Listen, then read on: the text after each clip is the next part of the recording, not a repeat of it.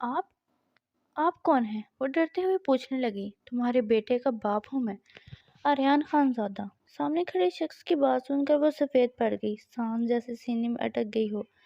بغیر شادی کی ماں بننے کی بہت بڑی قیمت وہ پہلے ہی چکا چکی تھی۔ وہ بیچاری تو اپنے گنہگار کا نام بھی نہیں جانتی تھی۔ اس نے اپنے پاس بیٹھے بیٹے کو مضبوطی سے سینے سے لگا لیا اور گھبرائی ہوئی آواز میں بولی، یہ صرف میرا بیٹا ہے، تمہارا اس سے کوئی تعلق نہیں۔ آریان خانزادہ نے آہستہ آہستہ اپنے قدم اس معصوم لڑکی کی طرف بڑھائے اور اپنی نظریں اس کے سہمے ہوئے چہرے پر جما دیں۔ یہ وہی لڑکی تھی جس کی زندگی وہ ایک غلط فہمی کی بنیاد پر برباد کر چکا تھا۔ شکست خور لہجے میں اس نے مایا کی طرف دیکھتے ہوئے کہا، میرا اور بچے کا DNA ٹیسٹ کروا لو، تمہیں خود معلوم ہو جائے گا کہ میں اس کا باپ ہوں یا نہیں۔ آریان خانزادہ کی بات سن کر مایا گھبرا گئی۔ دل بری طرح دھڑکنے لگا، مگر پھر دل پر پتھر رکھ کر اس نے ٹیسٹ کروانے کی حامی بھر لی۔ وہ دونوں اس وقت ہسپتال میں موجود تھے، جہاں آریان خانزادہ مایا اور مایا کی گود میں اٹھائے ہوئے اس چھوٹے سے بچے کے ساتھ DNA رپورٹ کا انتظار کر رہا تھا۔ مایا کرسی پر دیوار سے ٹیک لگائے بیٹھی تھی۔ اس نے اپنے بیٹے کو مضبوطی سے سینے سے لگا رکھا تھا، جیسے کوئی اسے چھین لینے والا ہو۔ آنکھیں بند تھیں، مگر دل ماضی کے دروازے کھول چکا تھا۔ وہ رات بہت تیز بارش والی تھی۔ اس کی چچی جان اسے طوفانی رات میں دوائیاں لینے باہر بھیجا تھا۔ ڈرتے گرتے پھسلتے وہ کسی طرح میڈیکل اسٹور تک پہنچی۔ دوائیاں لینے کے بعد جب وہ واپس لوٹنے لگی تو بارش اور تیز ہو چکی تھی۔ وہ ایک سنسان سے برآمدے میں کھڑی ہو گئی، بارش تھمنے کا انتظار کرنے لگی۔ تبھی کچھ فاصلے پر اسے ایک گاڑی آتی ہوئی دکھائی دی۔ گاڑی کو اپنی طرف آتے دیکھ کر وہ گھبرا گئی۔ اگلے ہی لمحے وہ گاڑی اچانک اس کے قریب آ کر رک گئی۔ دروازہ زور سے کھلا اور ایک لڑکا لڑکھڑاتا ہوا باہر نکلا۔ شاید وہ نشے میں تھا۔ اس نے بغیر کچھ سوچے سمجھے مایا کو بازو سے پکڑا اور زبردستی اپنے سینے سے لگا لیا۔ مایا سہم کر رہ گئی۔ وہ اس کا چہرہ بھی ٹھیک سے نہ دیکھ سکی تھی۔ چھوڑو مجھے، وہ چیخی، مگر وہ شخص اس کا ہاتھ مضبوطی سے پکڑ کر اسے زبردستی گاڑی میں بٹھا چکا تھا۔ اگلے ہی لمحے گاڑی تیز رفتاری سے سڑک پر دوڑنے لگی۔ مایا چیختی رہی، چلاتی رہی، مدد کے لیے پکارتی رہی، مگر اس طوفانی رات میں اس کی آواز سننے والا کوئی نہیں تھا۔ وہ شخص شاید نشے میں دھت تھا، اگر ہوش میں ہوتا تو ایسی حرکت کرنے سے پہلے 1000 بار سوچتا۔ وہ مایا کو ایک ہوٹل کے کمرے میں لے گیا اور اپنی جنونیت اس پر مسلط کرنے لگا۔ مایا روتی رہی، چیختی رہی، رحم کی بھیک مانگتی رہی، مگر اس رات اس پر ظلم ہوا، وہ اس کی روح تک کو زخمی کر گیا۔ رات گئی جب وہ شخص نشے کی حالت میں گہری نیند سو گیا تو مایا نے خود کو سنبھالا، اپنی بکھری حالت درست کی اور وہاں سے بھاگ نکلی۔ دوسری طرف وہ انسان اپنے کیے سے بے خبر سکون کی نیند میں ڈوبا ہوا تھا۔ مایا جب گھر پہنچی تو چچی جان نے فوراً اس سے دوائیاں مانگی، مگر دوائیاں تو وہ پہلے ہی کہیں گر چکی تھیں، جو شاید اس کی قسمت میں تھی ہی نہیں۔ اس نے نظریں جھکا کر بس اتنا کہا، پیسے رستے میں گم ہو گئے تھے۔ اتنا سننا تھا کہ چچی جان کا غصہ آسمان کو چھونے لگا۔ انہوں نے مایا کو بری طرح پیٹنا شروع کر دیا۔ تمانچوں اور لاتوں کی بارش اس پر برستی رہی۔ وہ پہلے ہی ٹوٹی ہوئی تھی، اب جسم بھی جواب دے رہا تھا۔ جب مار مار کر ان کا دل بھر گیا تو انہوں نے اس کو ٹھوکر مار کر اپنے کمرے کی طرف چلی گئیں۔ مایا اپنے نیم مردہ وجود گھسیٹتی ہوئی اپنے کمرے تک پہنچی، دروازہ بند کیا اور جیسے ہی تنہائی ملی وہ پھوٹ پھوٹ کر رو پڑی۔ اس رات اس کی عزت بھی لٹ چکی تھی اور اب خودداری بھی۔ دوسری جانب آریان خانزادہ کو جب ہوش آیا تو وہ ہوٹل کے کمرے میں تھا، سر بری طرح چکرا رہا تھا۔ آنکھیں کھولتے ہی اس نے اپنی بکھری حالت دیکھی تو ایک لمحے کے لیے چونک اٹھا۔ کل رات یاد دھندلی تھی۔ اس نے فوراً اپنے سیکریٹری کو فون کر کے بلایا اور سخت لہجے میں پوچھا، کل رات میرے ساتھ کون سی لڑکی تھی؟ سیکریٹری نے ایک نظر اس سامنے کھڑی نیہا کی طرف دیکھا اور اشارہ کرتے ہوئے کہا، سر یہی لڑکی تھی آپ کے ساتھ۔ آریان نے نیہا کی طرف دیکھا، ہلکی سی مسکراہٹ اس کے لبوں پر آ گئی۔ نیہا، وہ لڑکی جسے وہ پسند کرتا تھا، شاید محبت بھی۔ وہ مطمئن ہو گیا، مگر وہ اس حقیقت سے بے خبر تھا کہ جس لڑکی کی عزت اس رات پامال ہوئی تھی وہ نیہا نہیں تھی، وہ تو کوئی اور تھی، ایک معصوم جس کا نام بھی وہ نہیں جانتا تھا۔ اس رات کے بعد مایا کھوئی کھوئی سی رہنے لگی، ذرا سی احڑ پر چونک جاتی۔ اسے ہر لمحہ لگتا جیسے ابھی کوئی آئے گا اور اس پر بد کرداری کا الزام لگا دے گا۔ وہ جتنا اپنی حالت کو دوسروں سے چھپانے کی کوشش کرتی، اتنا ہی لوگوں کی سیدھی نظروں اس پر جمتی چلی جاتی۔ ایک دن اچانک اس کی طبیعت بگڑ گئی، اسے فوراً اسپتال لے جایا گیا، جہاں ڈاکٹر کی زبان سے نکلا، یہ ماں بننے والی ہے۔ بن بیاہی لڑکی ماں بننے والی ہے، یہ سنتے ہی چچی جان جیسے آگ بگولا ہو گئی۔ گھر لا کر انہوں نے اسے بے تحاشا مارا۔ بور و بزاد، کس کی اولاد ہے یہ؟ کہ اس کے ساتھ منہ کالا کیا ہے تو نے؟ بے حیا، ذرا سی بھی شرم نہ آئی ہماری عزت پامال کرتے ہوئے؟ تیری ماں باپ تو مر گئے، یہ آفت ہمارے گلے باندھ گئے۔ چچی جان اسے کوستی رہی، مارتی رہی اور وہ خاموش کھڑی رہی۔ کہتی بھی تو کیا کہتی، وہ تو خود نہیں جانتی تھی کہ اس کی زندگی برباد کرنے والا کون تھا۔ ایک دن چچی جان نے اسے گھر سے نکال دیا۔ وہ کہاں گئی، کیسے رہی، کوئی نہیں جانتا۔ وہ سڑکوں پر بھٹکتی رہی، کبھی کسی سے بھیک مانگ لیتی، کچھ مل جاتا تو کھا لیتی، نہ ملتا تو فاقے کر لیتی۔ راتیں فٹ پاتھ پر گزرتی، آنکھوں میں خوف اور دل میں اندھیرے لیے۔ ایک دن اس کی طبیعت بہت زیادہ خراب ہو گئی۔ ارد گرد کے لوگوں نے ترس کھا کر اسے ہسپتال پہنچایا، جہاں اس نے ایک پیارے سے بیٹے کو جنم دیا۔ اپنے بچے کو دیکھ کر اس کی آنکھوں میں آنسو آ گئے۔ اس نے اسے سینے سے لگا لیا۔ شاید پہلی بار اسے لگا کہ وہ اکیلی نہیں ہے۔ پاس بیٹھے ایک بوڑھی اماں نے نرمی سے پوچھا، بیٹا تم اکیلی آئی ہو، تمہارا شوہر یا گھر والے نہیں آئے؟ مائیں نے اپنے بچے کی طرف دیکھا۔ وہ کیا جواب دیتی، اس کے پاس کہنے کو کچھ نہ تھا، خاموش رہی۔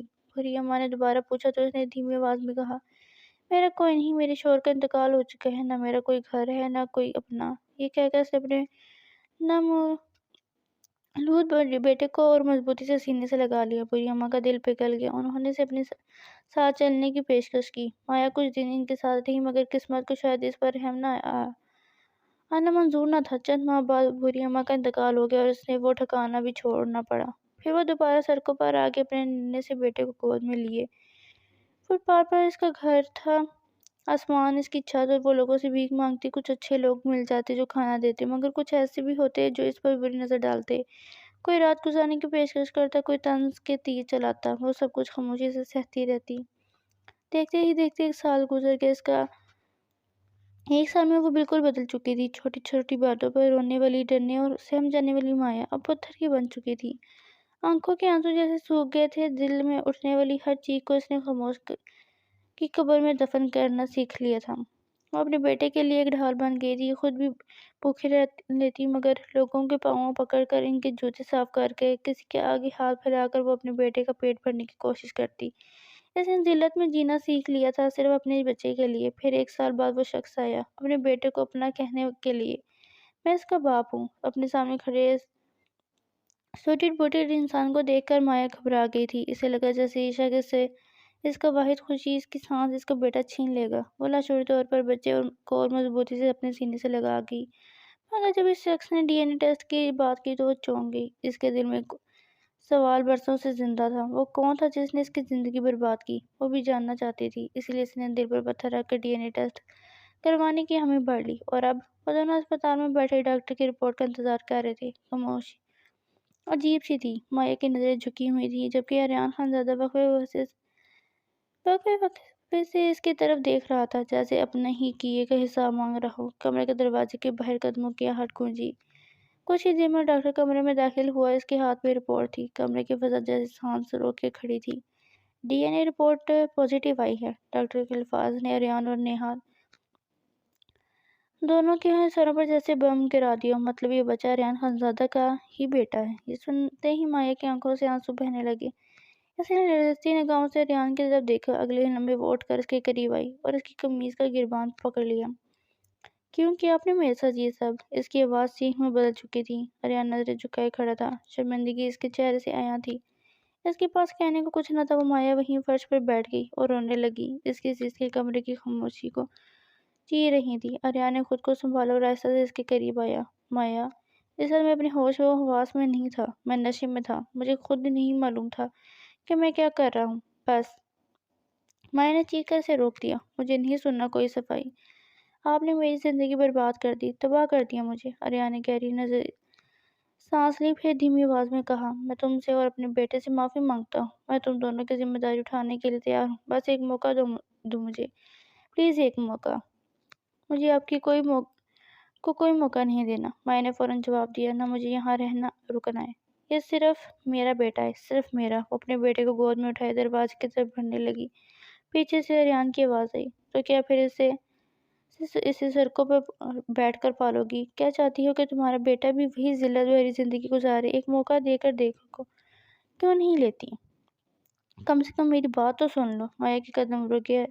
آریان کی آواز ٹوٹ رہی تھی، ٹھیک ہے، مت سنو میری کوئی بات، مگر اپنی اولاد کو تو ایک موقع دو، اسے اچھی زندگی گزارنے دو۔ میں تم سے نکاح کر لوں گا، تمہارا خیال رکھوں گا، تم سے کسی چیز کی تکلیف نہیں ہونے دوں گا، مگر خدا کے لیے میرے بیٹے کو اس طرح بیکاریوں کی طرح مت پلنے دو۔ آریان کے الفاظ سن کر مایا کے اندر کچھ پگھلنے لگا۔